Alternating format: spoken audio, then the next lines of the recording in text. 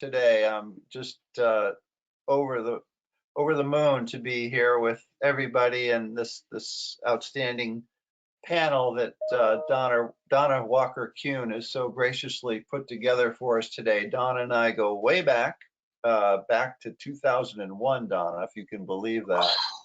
Wow. When you gave the keynote at our first National Arts Marketing and Development Conference in San Francisco. That's how far we go. That's 20 years, by the way. Happy anniversary. So happy anniversary to you. We've been working together ever since. Donna's been one of our all-stars in putting together programs and panels on these very important topics. And she's put together an all-star panel today that I'm thrilled to have with us. Donna will start us off. We'll have a discussion for about 40 minutes or so with our panelists, and then it'll be time for Q&A. And when we get to that point, just type in your questions into the question box, or you can type them in at any point as we're going along, but we will handle them at the end of our panel discussion today. So Donna, over to you. Thank you. Thank you so much, John. My name is Donna Walker Kuhn. I'm president of Walker International Communications Group. We are a boutique agency that provides marketing, audience development, community engagement, diversity, equity, and inclusion work, and social justice programming. I'm also the senior advisor of diversity, equity, and inclusion at New Jersey Performing Arts Center. So I am delighted to be here with all of you and definitely my esteemed colleagues in the field. The title today of our webinar is What an Anti-Racist Arts Organization Looks Like and How the Cultural Industry Can Respond to Racial Injustice. So as you all know, and I'm sure this is the reason you tuned in, this is a critical topic. And certainly in an hour, we can't cover all aspects. But our panelists are certainly going to share how they are responding to this question in their work. I believe building an anti-racist arts organization is possible with the understanding that it's long-term, multi-year, that it's a process that involves the transformation not only of the organization, but of each individual. And this journey of human revolution is essential towards real transformation. I believe the first step is to say it, to decide that this is who we will become. We are an anti-arts organization, anti-racist arts organization. We have to say that. That declaration enables stakeholders and staff to understand the mission, focus, and direction. This declaration needs to come from leadership and stated publicly, as well as on our digital platforms. This is how we start to build the culture of diversity, equity, and inclusion. So what does it mean to be an anti-racist arts organization? Well, anti-racist means fighting against racism through actions and or through expression of ideas. So as Kendi Abrams states in his book, How to Become an Anti-Racist, he says the only way to undo racism is to constantly identify it and describe it and then dismantle it. So I believe the key is dialogue. Most needed today is dialogue that helps us to reflect on our own beliefs and presumptions and challenges us to transform the inner biases that makes it easy for people to identify others as separate or different. So through such discussions, we can break through barriers and develop a new level of humanity. So with that, let's meet our panel and hear from them. I'm going to ask each panelist to please introduce yourself and state the key purpose of your work in DEI. I'm going to start with Brenda Williams, WNYC Radio, Maven. Thank you, Donna, and thank you again for inviting me to be a part of this esteemed panel. I'm Brenda Williams Butts. I identify as a Black woman, and I lead diversity, equity, and inclusion at New York Public Radio, nonprofit public media. Not an arts organization, but we work with many. My work is to make NYPR a more equitable, compassionate, inclusive, anti-racist organization, which means many things.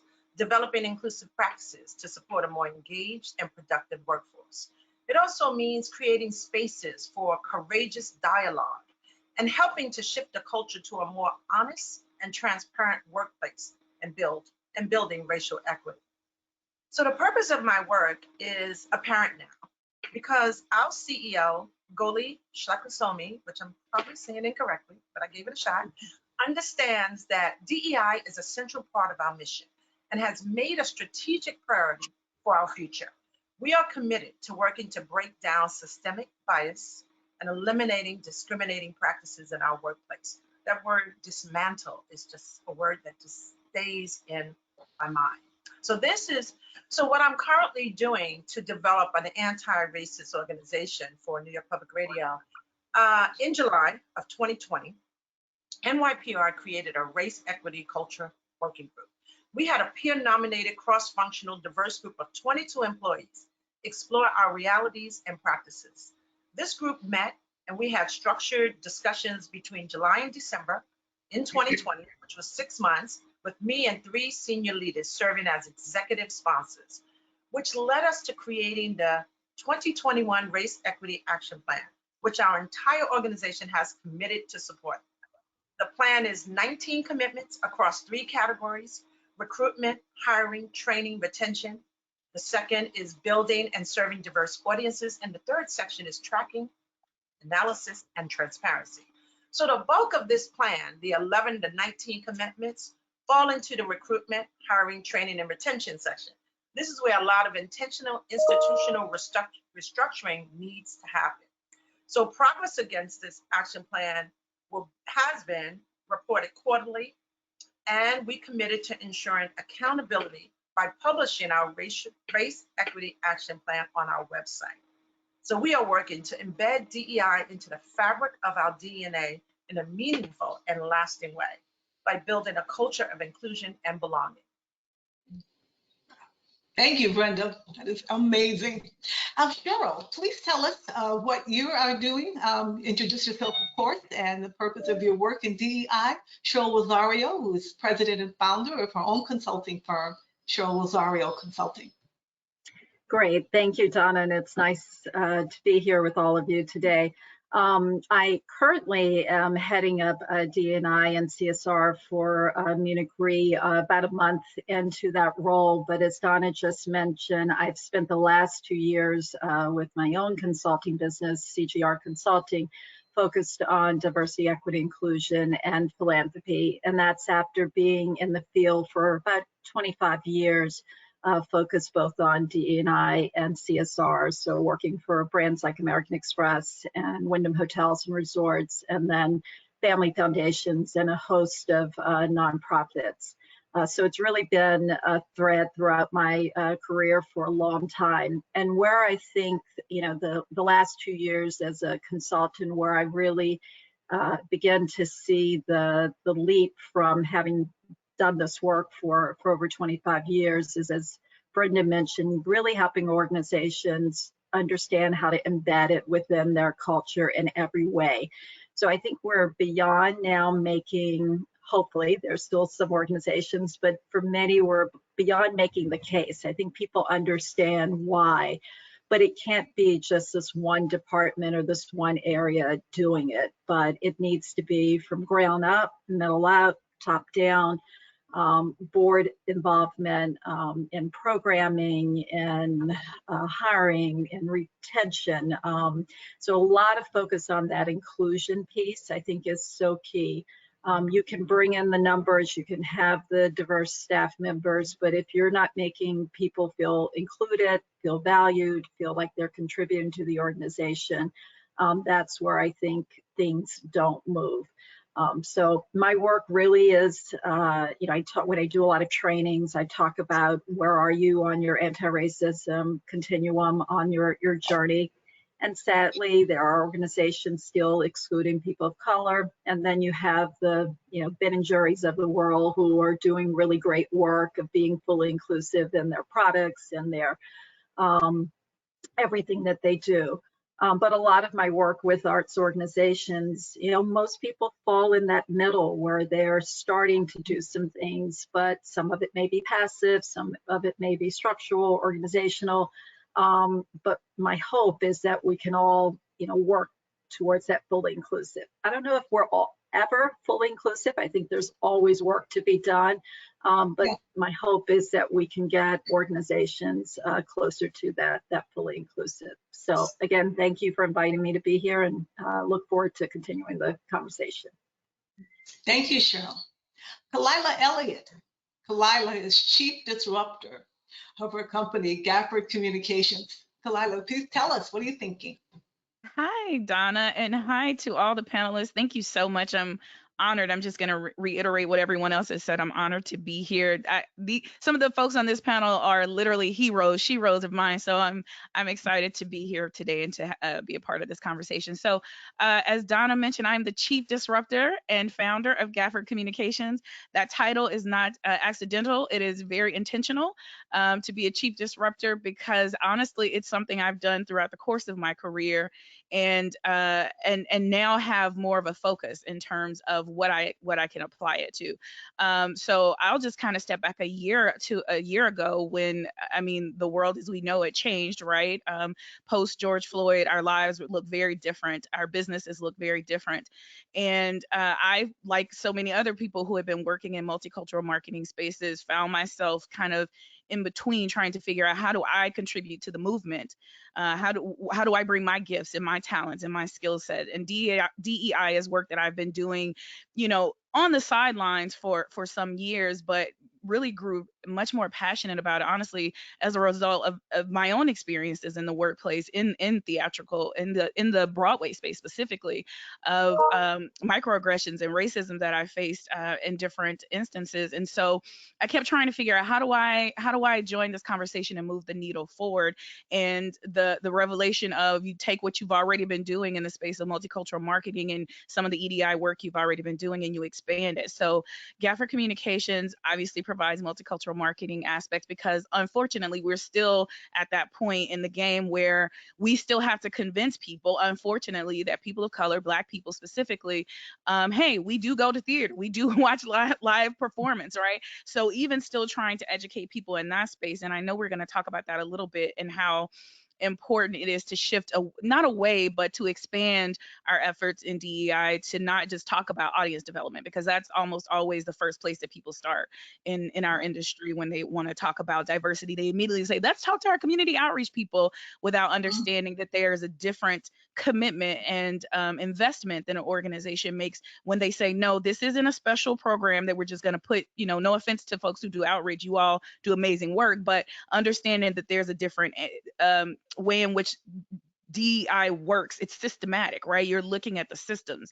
So a lot of the work that I've done in the last, I'll just say the last year working with Gafford, is literally working with Fortune 500 companies to do trainings and assessments to even understand. It's sad to say, we're still having to tell people where they're falling down. Like literally, as a marketer, every day I'm looking at things and going, how did this get out of the door? So if things in your marketing campaigns are getting out of the door, certainly you're having challenges in your leadership. You're having challenges with your employee experience. So I work with companies directly. We provide corporate social responsibility support to try and help them, because the other challenge that has come out of this, right, is now you have a lot of philanthropic organizations who want to throw money at Black and brown and other institutions, whether they're arts organizations or otherwise, to say, hey, we're allies, right? It's the performative allyship thing. So I actually support organizations and help them to vet those offers. Like, don't just allow a major brand to come in and say, hey, we want to fund this program. Understand how their values and their mission line up with yours. So that's a big piece of the work that I do in terms of corporate social responsibility. And then going back again to the EDI, I actually believe that, I think it's all important, but right now my focus is on the E in EDI. The diversity and inclusion, it's there, right? I will say this. The diversity has been the thing that we've been talking about, at least for the last 20 years. The inclusion is the piece that I will give Donna a lot of credit, who was the person who introduced me to the phrase of just invite us to a party. Give us an invitation to the party, right? So there's that inclusion piece. But equity is where I'm focused right now. It's like, okay, we've been telling you all what the challenges are, where the problems are. Now let's try and figure out some equitable solutions so we can advance this conversation forward. So again, grateful and excited to be here, Donna, and really excited to hear and learn from my fellow panelists today. Thank you. Thank you. Eugenia, Eugenia Harvey, I'm really delighted to have you. Eugenia is the Chief DEI Officer at WNET. Please talk to us. Thank you again to everything that everybody else has said. Yes. But if you will allow me to just get a little bit more tactical about what we've been able to do at WNET. Please. We, you know, I officially became the DEI officer a year ago, in June, actually. I have been, like so many of the other panelists, doing this work in my corporate space as a volunteer forever. And so when this became an official capacity, we were already in the midst of, even though this, you know, like so many of these things, you know, happened in June, but we were already in the middle of doing some soul searching, right, around our DEI concerns that have been raised by employees. So prior to 2020, in fact, in the fall and winter of 2019, we'd had an outside consultant to come in and to do a qualitative survey about where people found vulnerabilities and pain points, et cetera. And then we, you know, we were about to present those when the world shut down, including our offices. And so it would have frankly appeared to be a little bit tone deaf to, in March and April, give these results when we had colleagues who were sick and, you know, people in our buildings who were dying. You know, it just wasn't the time. So we sort of gained our footing and resumed this work, you know, in earnest in August, and presented the findings to the entire organization. And what I discovered in my capacity was just that there was a lot of pain, both internal and external. Like just walking down the street as a Black person, you know, I have said this a lot of times to my colleagues, my white colleagues, even in senior management. You know, by the time the average person comes into work at our office building, which is in Midtown, you know, they've ridden on the train, they've walked past the, you know, 4 or 5 people who said something or looked at them or grabbed their purse. You know, they were slighted on the subway, so they overheard something. There was, you've had, you know, 8 to 10, I don't really call them microaggressions, no disrespect to, I can't think of his name, the creator of the microaggressions word, but no disrespect to that, but I consider them aggressions. And by the time you've walked into the building, you've already encountered a number of them. So if you're a little gruff and if you feel a certain way and you're walking down the hallway and you feel, so you don't have an attitude, you've been messed with on your way to work, and you can't just, you know, pop up and say, oh, okay, everything is okay. So we started off, you know, one of my first official things was to deal with our pain. And we have brought in therapists. We brought in consultants, well, as consultants, but they are licensed therapists and workshop facilitators and moderators to help us deal with them. And as these things, you know, and again, we're doing these things in real time, right? So yes, we certainly have scorecards. We certainly have here's my scorecard right here. You know, like you know, we have our goals to hit and marks to meet, but we couldn't do any of it because we couldn't hear through the respective and collective pain. You know, our Asian Americans needed to have a place to heal. So we created this series called Making Space. And the very first one was from, of course, for African American employees. And it was confidential, but I will say the responses that I got from my African American colleagues, you know, through tears and through joy, was just a great sense of relief and release that they had a place where they work that cared. The same thing for our Asian AAPI colleagues. We did that for them. Most recently, we did it for our Latino Latinx employees. Just it's called Making Space. And then we're currently getting on schedule for one for our white allies because they said, you know, we can do better. Everybody's telling us to do better, but we don't know how. And then, you know, everybody and our Black friends are saying, well, it's not on me to teach you. So somebody's got to.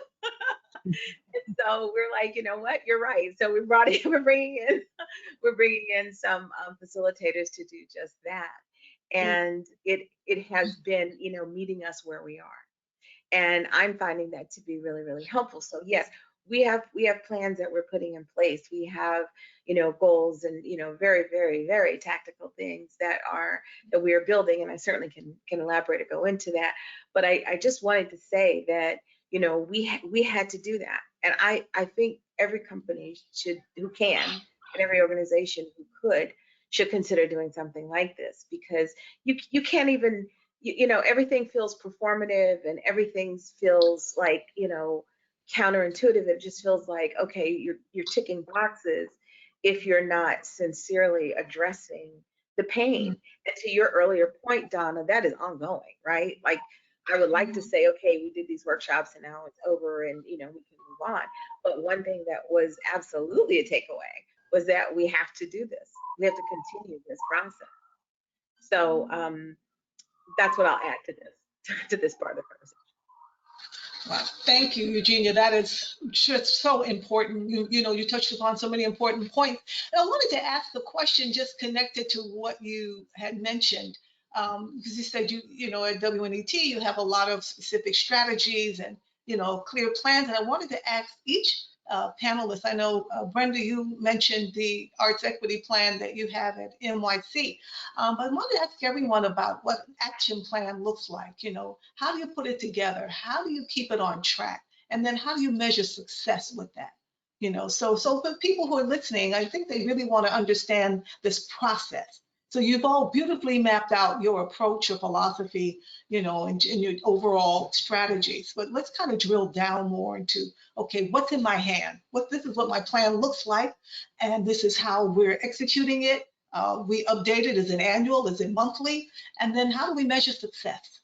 So let's start, Brenda.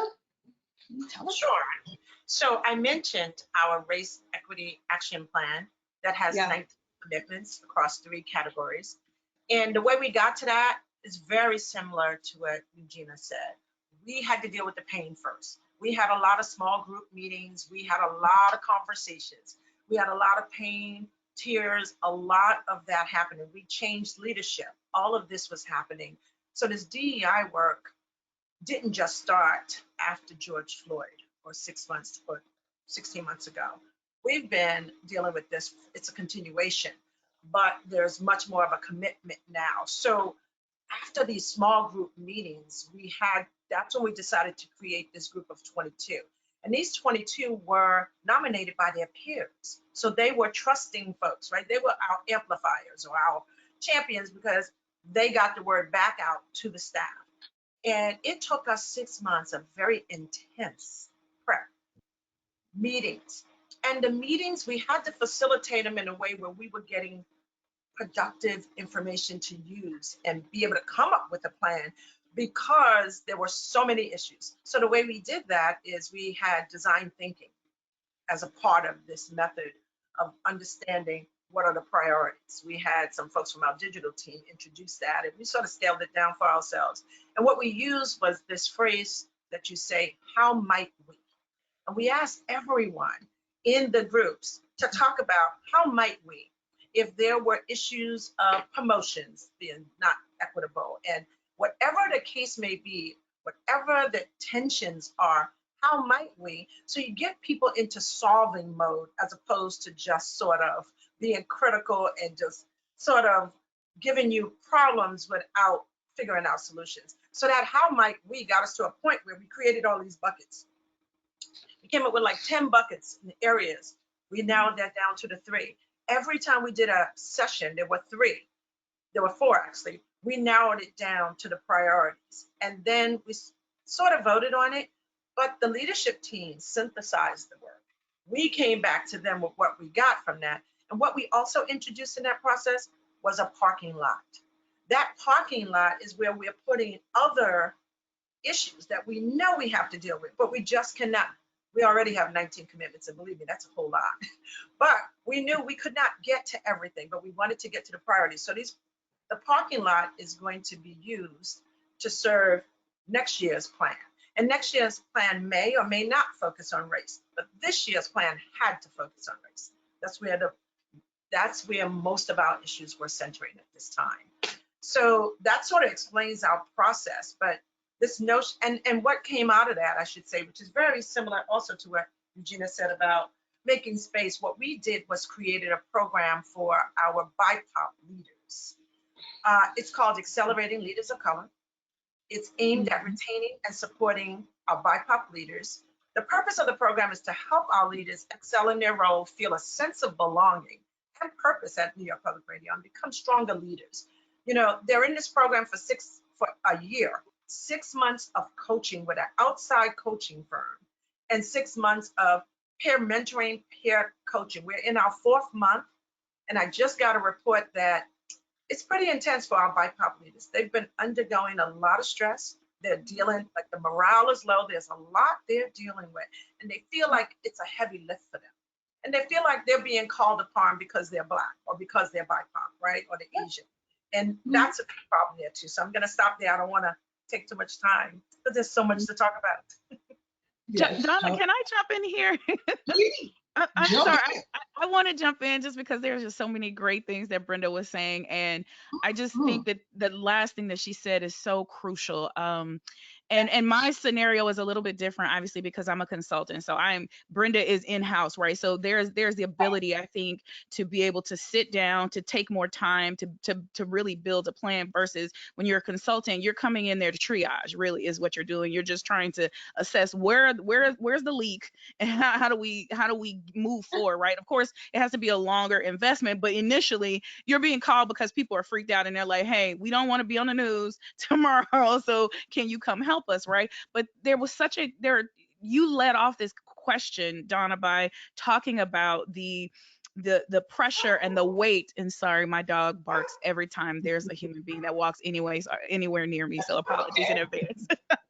But where I was going is I actually try and work in the reverse, because I do come in and sit in with organizations and I do parallel assessments, right? And I know we have to balance the assessment language, because I'll just be candid, Black folks are tired of waiting, right? There's a lot of times organizations hide behind assessments to really give themselves time until we're not as heated, right? And they're like, oh, we're assessing. So I make a finite window of what the assessment is, but I run a parallel track, and it sounds very similar to what Brenda was saying, which is one with the leadership, right?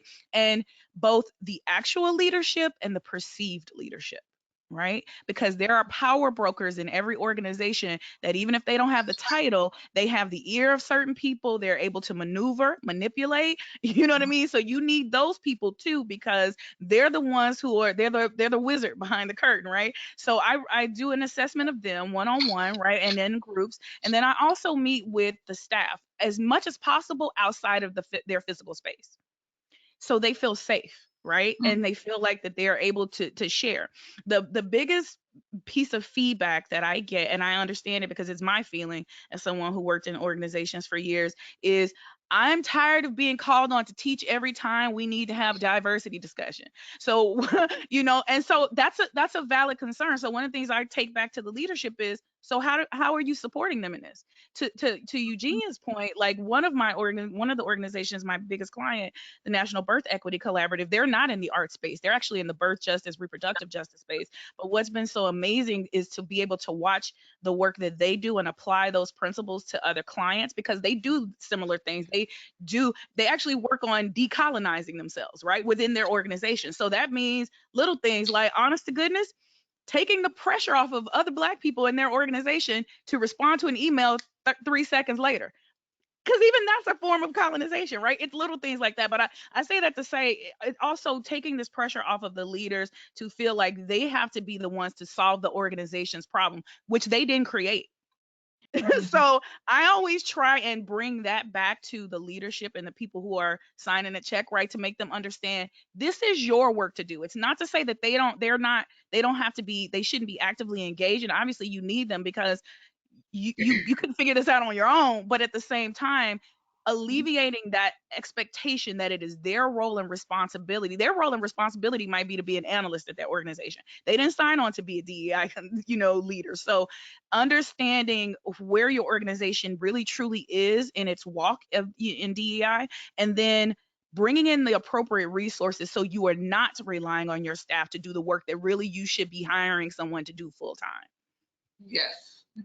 And Absolutely. Donna, sorry, I was going to say, if I could just add on, because I've been in that same boat of consulting the last 2 years. It really gives you a different perception than when I was a D&I, and currently a D&I person in the corporate industry.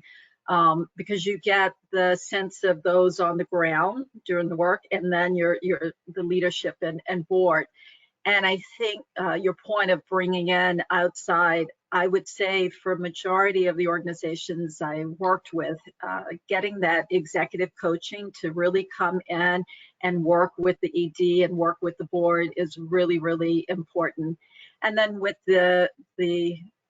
all the staff, to make sure that that they feel everyone's being very intentional. You can have your scorecard, you can have, being able to check the box and making sure you're moving along your journey, but really having that intention and just respect for the work and for each person in the organization, I think is really, really key. Also, I did surveys and focus groups and stakeholder interviews, and all of that is really important and really informs the work. But again, you can write all of that up in a report and have something to work towards and have that scorecard.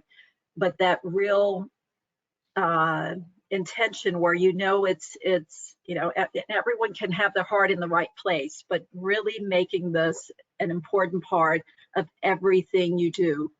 Before a leader walks into a meeting, I'm going to walk in knowing that I'm not coming in with preconceived ideas of what I think the meeting's outcome should be, but I'm going to walk in ready to make sure everyone has an opportunity to have a voice and lend to this conversation. So whether it's day-to-day meetings, in your onboarding process, whatever it is, that it's truly, embedded in the culture.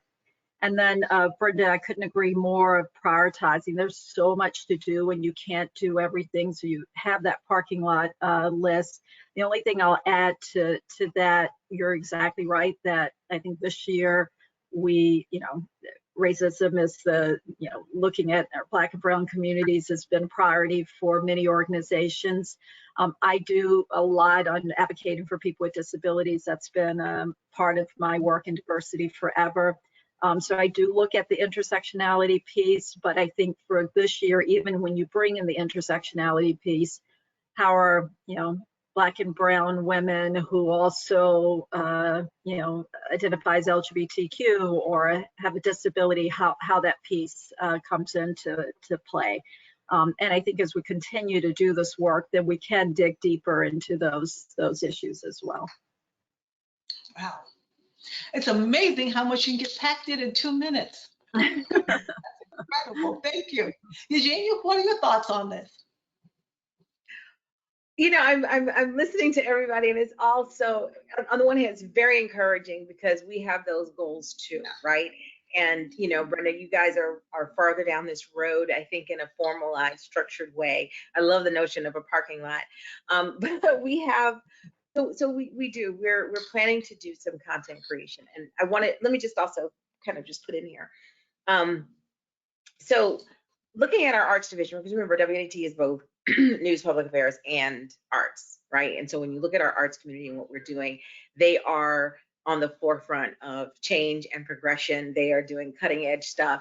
They are, pushing, to use every cliche, they are definitely pushing the envelope, further out there when it comes to the performances that get done and get made.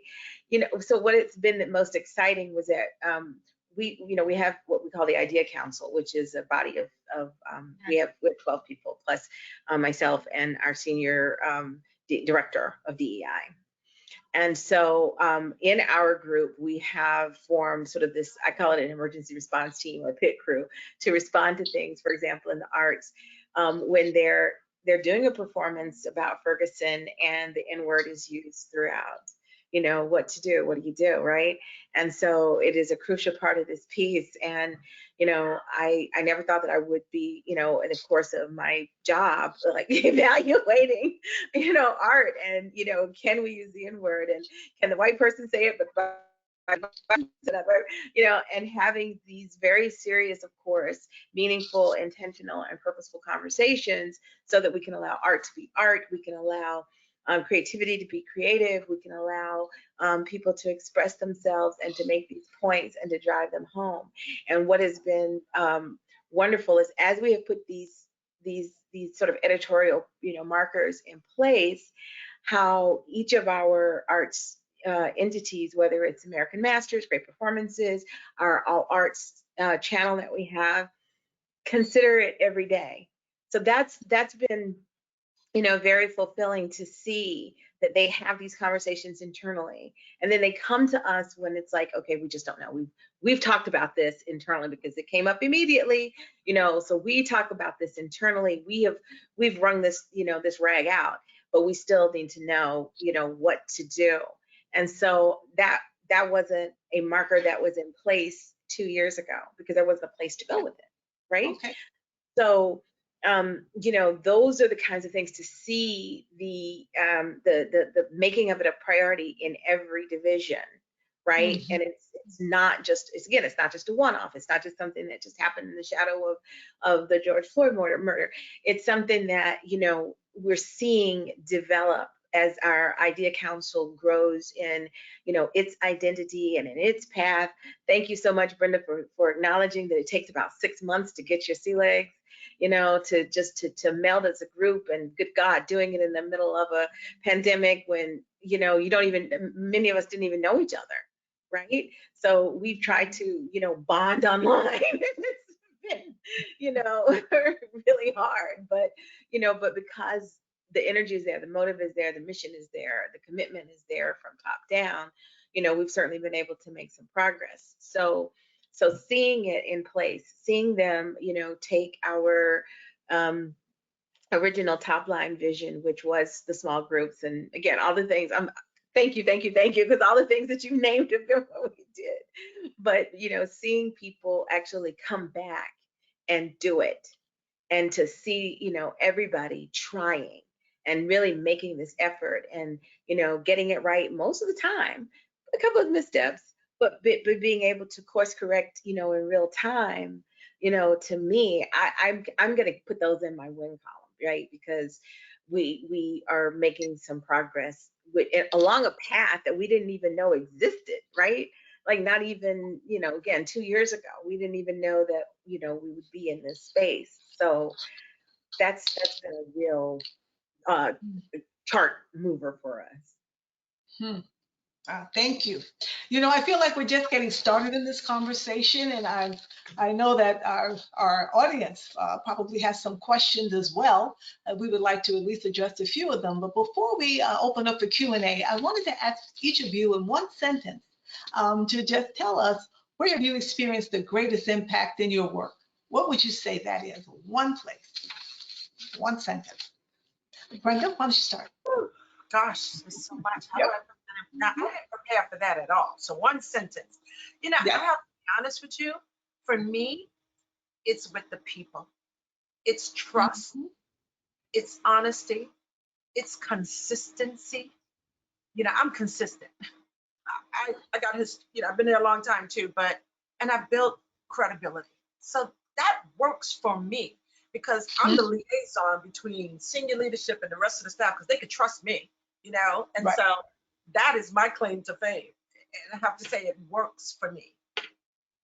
Excellent. Cheryl. Sure. I think the one thing that stays with me, I spoke at an Artists and Arts Organization of Color Symposium in Pittsburgh a couple years ago, and I did a talk called Standing in Your Own Vessel. And it was saying to arts organizations of color to stop trying to fit into this mold that everyone thinks you should be in, or you yourself have put yourself in or feel that you need to change. And so to be authentic and be yourself and not try to change your mission or change who you are to fit into this mold. And so my sentence is, standing in your own vessel, being your authentic self. Beautiful. Thank you. Kalila. Oh my God, I love these questions, these answers. It's so funny because Brenda said what I was going to say, but took it in a different direction. I think the impact is seeing the people that we deal with on a regular basis, and I don't even mean specific to the organizations we may work in, but a lot of times, I'll get on Facebook and just talk and watching to see the people who are actually doing the work. Yes. In the beginning, there was a lot of performative allyship, right? But Mhm. watching people, the light bulb turn on and people really doing the work for me. And I don't just mean Black people, brown people, people of color. I'm talking about white people doing the work, actively seeing them calling out, systemic racism, microaggressions, or direct aggressions. Eugenia, I love that. She's like, no, we're gonna call them what they are. Like seeing people, their minds come awake, right, and realizing, no, this isn't right, and I have the power to change, even if it's I can just influence my circle. That to me is more impactful than anything, that any policy that any organization might develop, because ultimately the change is going to come from the people demanding the change. So that for me has been the most impactful thing I've seen. Oh, amazing. Thank you. Thank you. And Eugenia. I'm encouraged by the accountability. You know, a lot of times, we have we do have goals and we execute them. But there's accountability, and I am really proud that our senior management has said we're going to lead here, and we have points of vulnerability and we have pain points, but we're going to be accountable. We're not only are we going to be responsible in providing that leadership, we're going to um, to be the ones to lead the change as well. And that is just, you know, I can't even begin to tell you what that feels like, having had a career people of in corporate journalism, and working in corporate environments where not only was there no accountability, there wasn't even an acknowledgement that there were problems, right?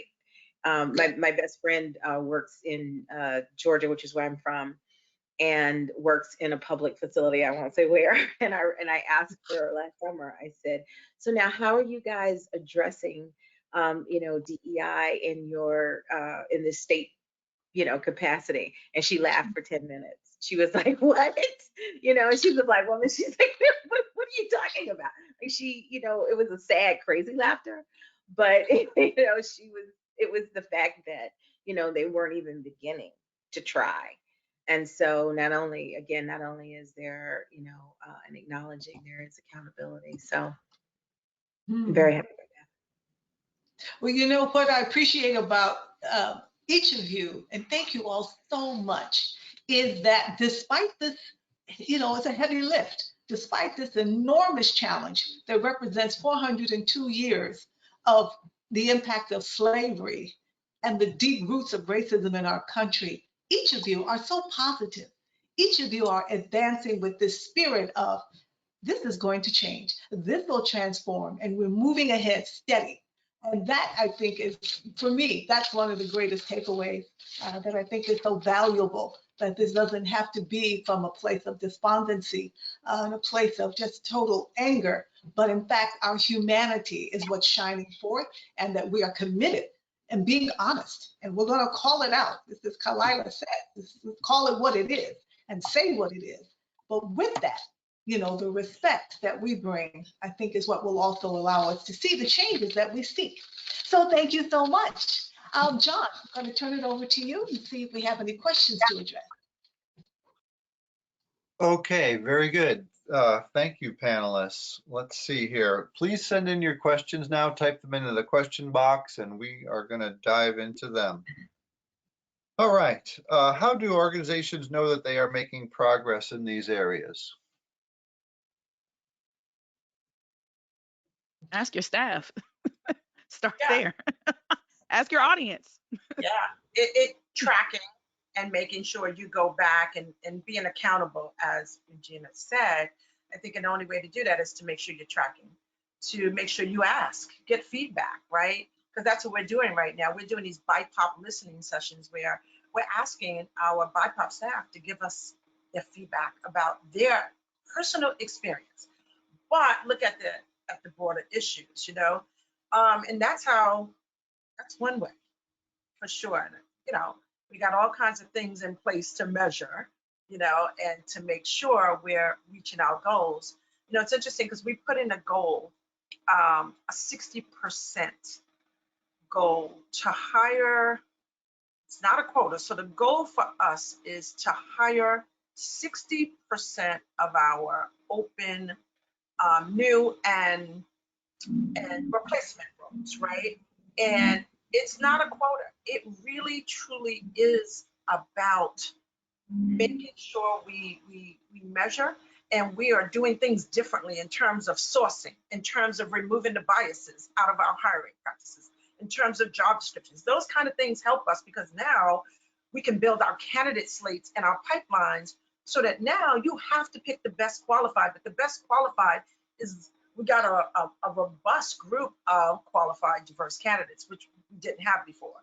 So it's a goal, not a quota for us. And it helps us to measure against.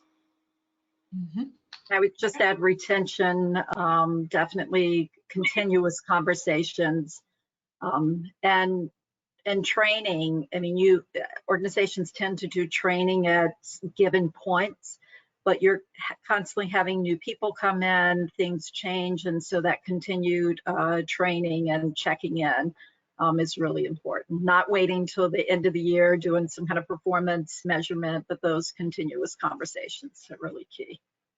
Can I just jump in Okay. here and add one little last tidbit, John? And that is, I always tell this story anecdotally that I've been going to live theater for years and years and years, and I've never been surveyed ever by a front of house usher, right? And so I use that anecdote to draw out that none of my friends have. So I always say, right. So I always rail against the Broadway League's numbers, right? To say whenever they say what the audience makeup is, I was like, well, sure, if the majority of your front of house are older white women, they are naturally going to survey older white women. So you're going to get those results because people gravitate towards people who look like them. So even something as simple as that is looking at those instances, and you obviously probably won't see them as leadership because you are instituting them, right? So having those conversations with your audience, like when you do an assessment, it truly has to be a 360 assessment. It has to be from leadership, it has to be from people who are working in the office, it has to be from your audience or your customer base, because they're going to tell you the reality of how you're doing as opposed to how well you think because we all think we're doing a great job, even, and we also know where all the bodies are buried, so we know all the stuff that we're fighting against, the politics internally and all that stuff. But the audience member or the cleaning person, they just know what they see and observe when they're in your space, and they're going to give you the most candid, honest feedback. So I know, again, we can get stuck in and hide behind the assessments, but those surveys, those assessments that are conducted by people who are not within the organization themselves, who are external to the organization and who look different, right? You want people who reflect a variety of cultures and not just look like your leadership, because if they look like your leadership, you're going to get the responses that the leadership wants. Absolutely. Just one little thing to that, we do engagement surveys. And so we have annual and post. And now we are making sure by holding our senior leaders accountable at an all staff where they talk about where their particular groups, because we have heat maps, we know what groups are saying what, are addressing the issues that come out of that survey. And so the last all staff, which was yesterday, by the way, senior leaders got in front of the staff and said, we heard you. We had like little bubbles that had what the tension was or what the issue was that came out of the survey and how they're addressing it. So I agree with you that internally, externally, if you can do those kind of assessments, they work really well. Okay, next question. I'm guessing that within any organization, somewhere between 20% to 40% or maybe more of the people with whom you are working believe that systemic racism doesn't exist. What kind of resistance do you find in the organizations you are working with, and how do you deal with that? Only 20%, John? That number seems low. No, this person said 20 to 40 or maybe more. That's a big range. I would say, I would make a qualifier. I don't know that necessarily, again, we're talking staff here now for WNET. Not so much that they don't know that it exists. I think that they're pretty honest about it. And again, we're public media, so we probably tend to be more left of center. in terms of employees and staff, and more well-read and more engaged. And again, I also work in, we have a news division and an arts division. So we kind of are aware. So it's not so much that. I think it's more of, I didn't know how deep it was, or just because it just never impacted me, right? Like it never impacted me. Therefore, I didn't have to think about it, and I didn't know. I knew it existed, but I didn't really know what it meant. And that was the whole thing around George Floyd, was that people saw, not that they hadn't seen before, right? Not that they hadn't seen, literally hundreds of people being, murdered by police officers. It wasn't that it was just somehow this one was different. It was watching a person, in a close up, to be a TV person about it, but watching a close up of someone being killed, and that wasn't, a fictional thing, that opened, I think, many people's consciousness about, oh wait, I didn't know it was like this, or like I said before about coming into work, by the time you get to your office on the subway, you've encountered anywhere from 8 to 10 acts of aggression, against your person or your personhood or your skin tone, and so I think one of the things that the pandemic did, and working from home and being in this space of just really in your headspace and thinking about life and death on this continuum for the past 18 months, or having friends or loved one pass away from, in a situation that didn't even need to exist. I think it is just sort of, pull the scales off of our collective eyes. And so I think people see how deeply it is, or they see real-time examples of what it looks like, as opposed to a hypothetical intellectual conversation around it. And so I don't know what those percentages of people are, but I think that they are really seeing it and smelling it and tasting it, and not just hearing about it. This is really, really, really real now. And so I think we have this opportunity to take advantage of us. People like us on this panel have this real opportunity to take advantage, while we are still raw, and not just move the conversation, but move, really get some traction towards healing, reparation, progression. I have a program, our succession program, that I came up with and am building out, is called From Progression to Succession, to help us, get to this equity piece, Kalila, because it's a ways, right? Like it's there's a big, think about our own careers, right? Like from the time we were identified and told you're special, you have something, to being, in a succession plan that put us in our respective ways, whether we're business owners or chief or VP officers, think how long it took us, right? So that's an ongoing, real piece, that those numbers, whether it's 20 or 40 or 60 or 80, that they are having to see and be a part of the process to help move us all forward. Mm-hmm. Yeah. I just want to say this real quickly. I am grateful for the young people who galvanized, illuminated, Yes. protested, made this a worldwide, I'm just so Yes. grateful to them, because they opened the eyes of America and beyond. And, I would say we are in a better place. We're having more courageous conversations. We're being more brave about it. But if someone in my organization have to ask if they are a racist, then they're a racist. In terms of like, don't ask me that question while you're saying something. Like it really, I would say that there is a percentage of our organization that does not realize that they are racist, right?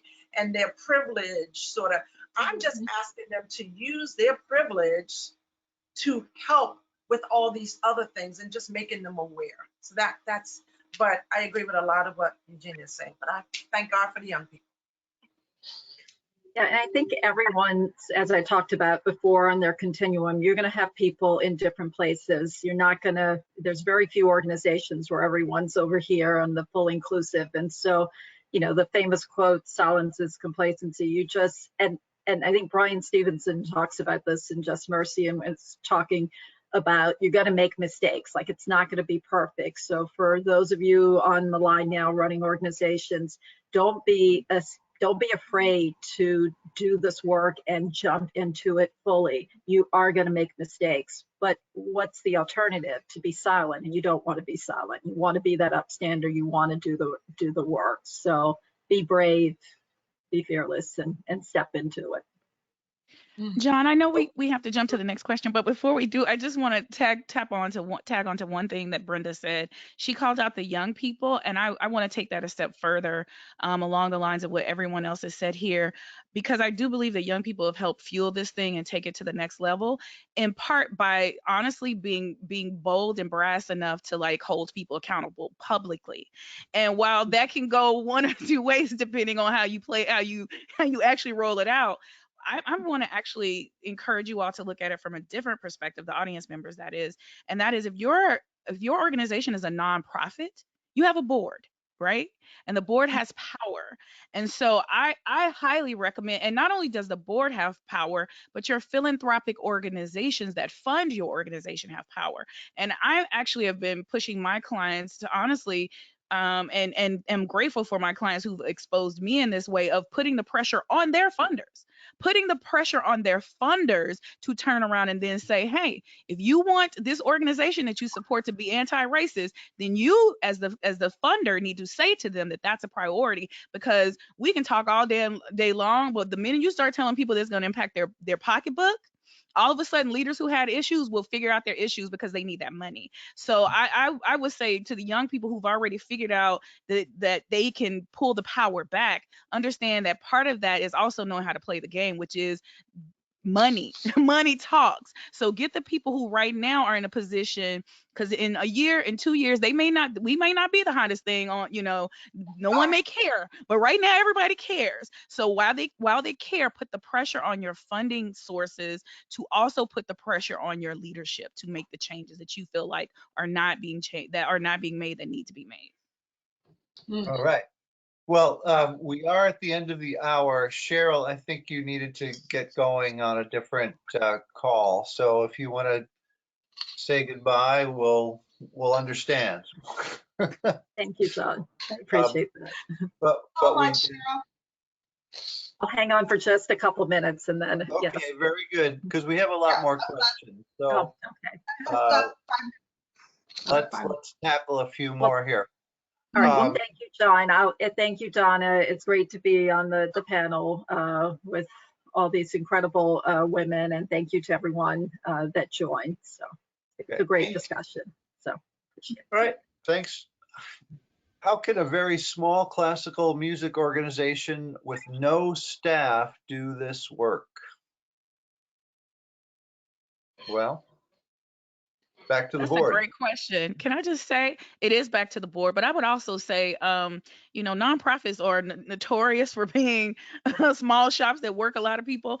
Right. What I would say is identify people on your team who will either be responsible for that. If you cannot afford a consultant to come in and to do this work, then you need to actively find someone within your organization that's their responsibility. It's not a hobby. It's not a committee. It's not an ERG group's responsibility. Someone whose responsibility in their job role is to do that. And then part of that effort needs to be, listen, in this day and age, Google is your best friend. You can find so many resources. Now, is that the ideal scenario? No.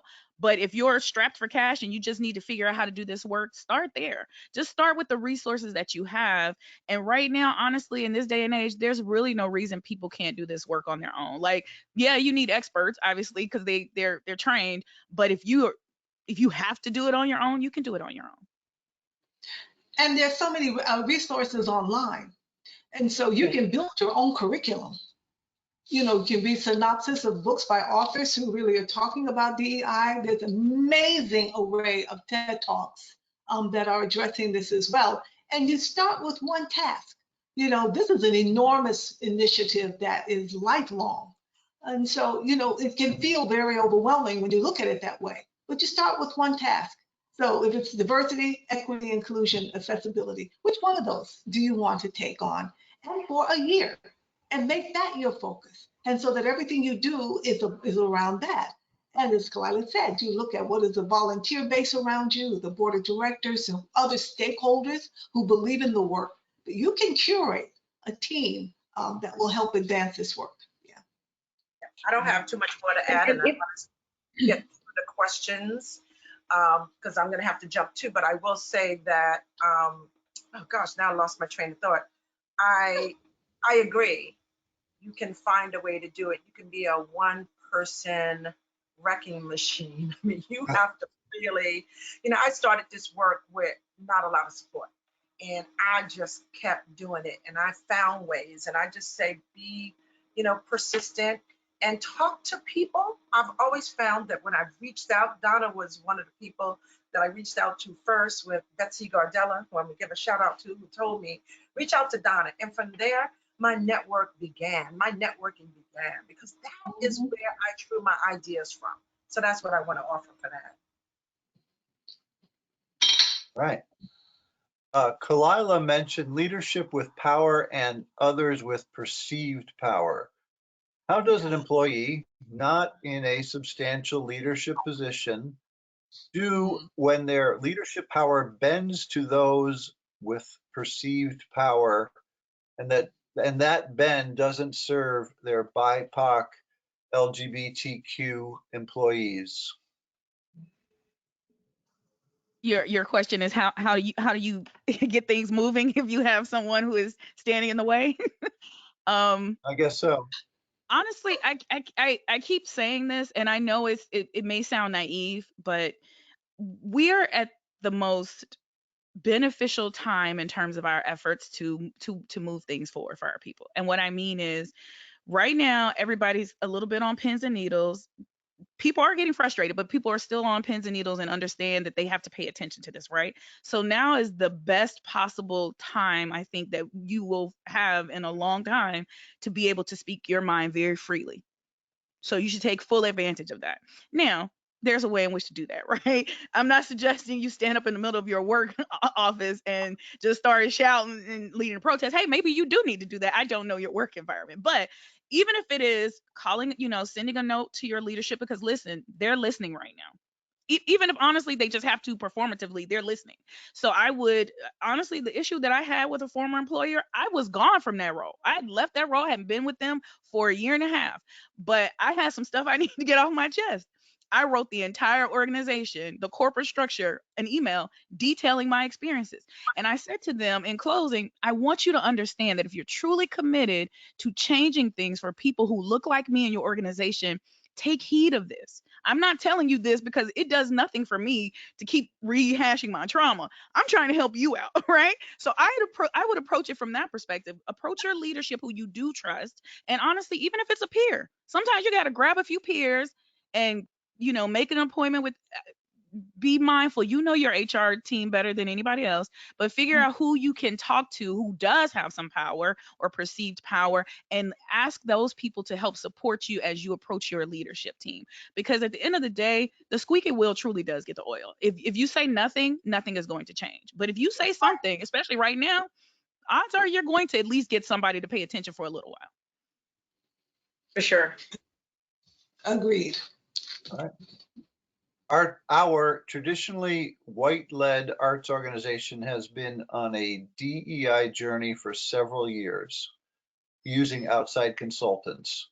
While we engage and perform work by guest artists from non-white cultures, we want to make a commitment to an intentional hiring process to hire artists from diverse cultures to be on staff to help us improve our engagement with communities of color.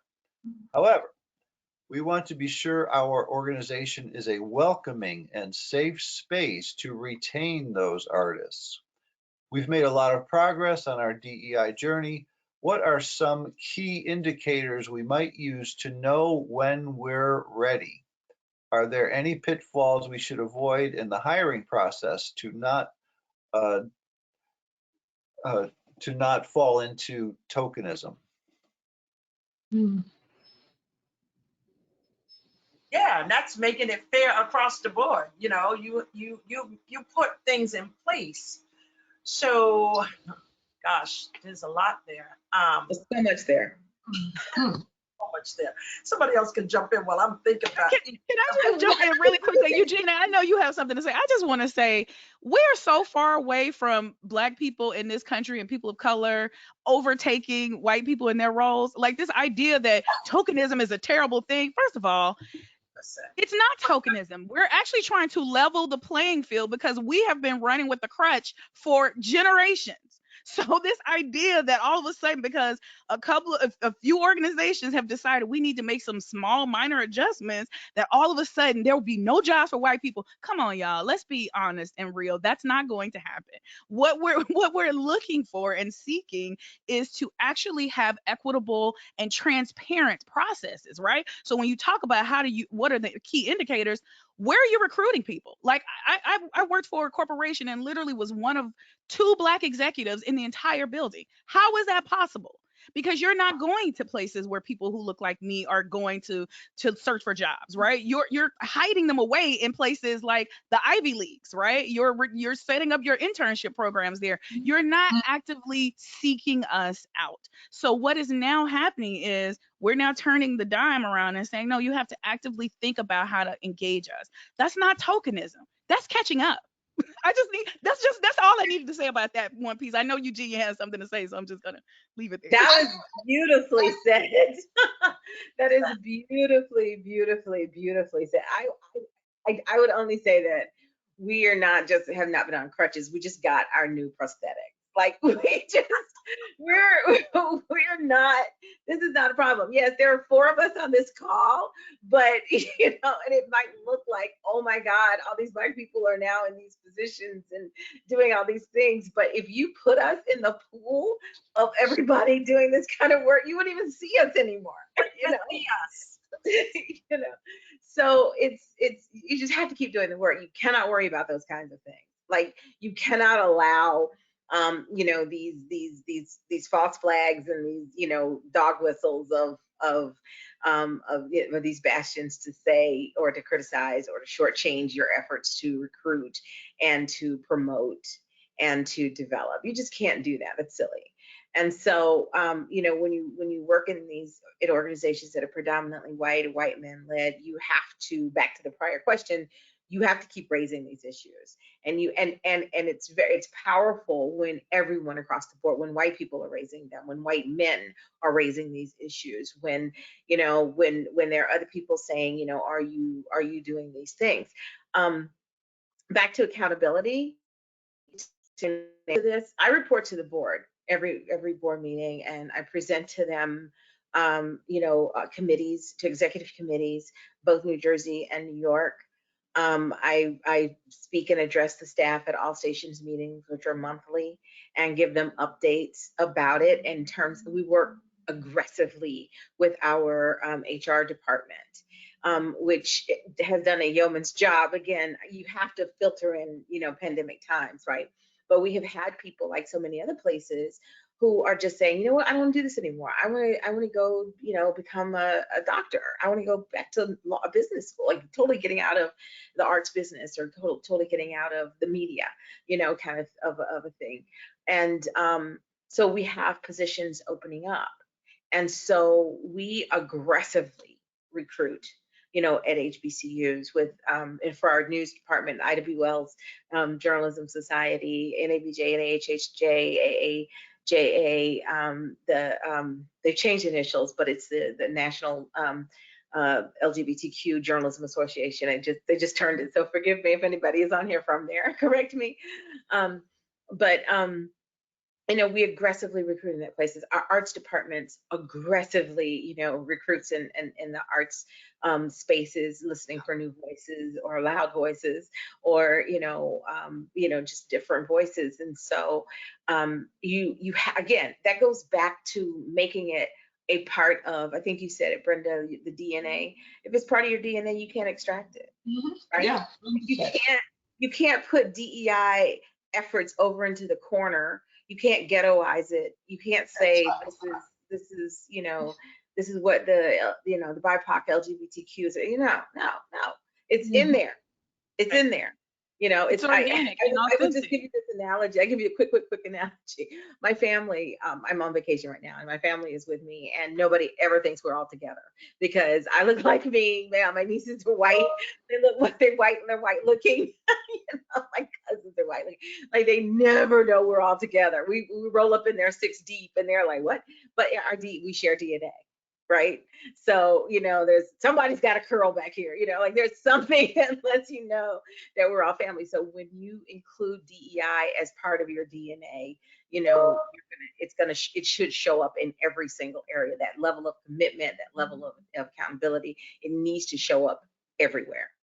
Yeah. Everywhere. So stop I just blaming. I just love y'all so much. Can I just add one last thing to that point, Eugenia?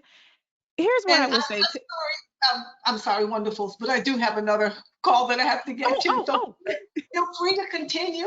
You have oh, John. Donna, thank you. I've Thank got to all go of too. you so much, but I do have to move on to another call. So this Okay. has been amazing, amazing. Please stay. I'm just gonna have. Okay. Thank you, Jules. Thank you, Donna. Can I just say, here's the one thing I would say to add to Eugenia's point really quickly, and that is, if you have not been asked that question specifically about white men and white people in your hiring, you shouldn't be asked that question now. So honestly, if you got that question, I would turn it back on them and saying, you're concerned about tokenism now. Why weren't you concerned about tokenism prior to now? Because that's really what's at the heart of it. What is your motivation in asking this question? What is driving the question? Because once you start unpacking that, then people are forced to kind of sit with that. So that's the other piece I would add to that, John. And I'm going to say my goodbyes as well. I have another meeting. It's been just a joy and a pleasure. I want to continue to have this conversation. Oh. Oh my John, you know God. where to find us. Oh my gosh. It's gonna be- Thank you, Thank John. you. Donna, I know she left, but thank you all. Have a good, Thank you. good day. Same. Very same. good, panelists. Thank you so much. We'll see you again next time. I hope there will be a next time. This has been wonderful. Thank you, Thank John. you. Thank you for having us. You're welcome. We'll see Bye-bye. everyone next time. Bye-bye. Bye.